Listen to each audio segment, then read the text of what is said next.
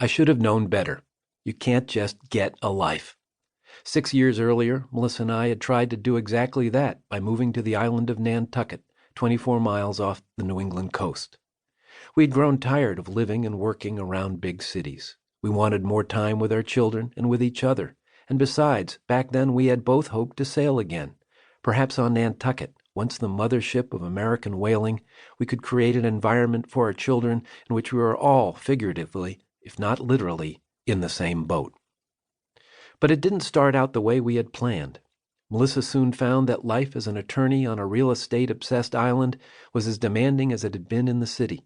For my part, being a housebound writer and parent on relatively tiny Nantucket was even more claustrophobic than it had been in the suburb we had previously called home. An island is a tough place to be landlocked. But there was more to it than that. Something dark and disturbing would occasionally punch through the surface, reveal just a hint of its massive, lugubrious bulk, then vanish again, only to reappear at the strangest of times. I began to sense that something weird, huge, and scary was, well, out there. And then one February afternoon, I saw it, a whale. It had been back in the days when Ethan still fit comfortably on my shoulders. We were on one of our daily walks along the south shore of the island when the kids and I found ourselves on a bluff overlooking a winter beach and a crowd of people clustered around the black, lifeless shape of a young humpback, less than 20 feet long. In her death spasms, she'd vomited her stomach lining, and the placenta-like mess floated in the waves beside her. Two men with clipboards and waiters measured the carcass and took notes. Children clambered over the whale's smooth, rubbery body, bouncing on her upturned belly as if she were a trampoline. That February afternoon, with my daughter beside me and my son perched on my shoulders, I first realized that it was time for a change. Like that youthful whale, I was stranded. At some point, I would have to return to the sea. By the spring of 1992, I was working on a history of Nantucket that gave me a renewed appreciation for the island's maritime traditions. And even before I'd made that America's Cup-induced resolution to get back into serious racing, I found myself making another sailing-related commitment. I had agreed to run the sailing program at the Nantucket Yacht Club.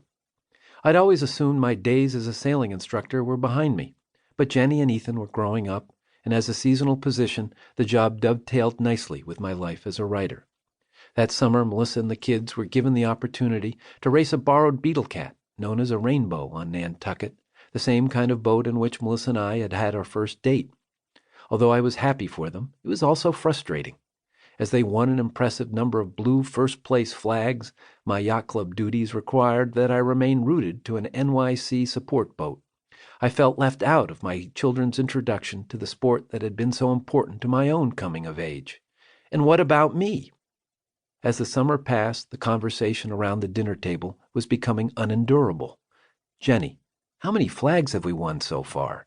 Ethan, 4. Jenny, but they're all blue. Ethan, I know, I'd like a red one. Jenny, or how about a yellow one? Ethan, Mommy, can we come in third next weekend, please? It was clearly time for someone to put my wife and especially my children in their place. By the end of July, I'd come up with Plan Gordon. Gordon was new to the sport. A marathon runner and bike racer, he had purchased a beetle cat only the year before.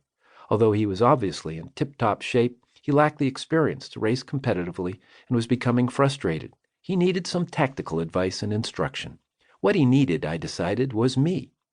One Saturday morning, I happened to run into Gordon on the yacht club lawn. It was soon agreed that I would crew for him in the first race after I had assisted my staff in setting up the race course.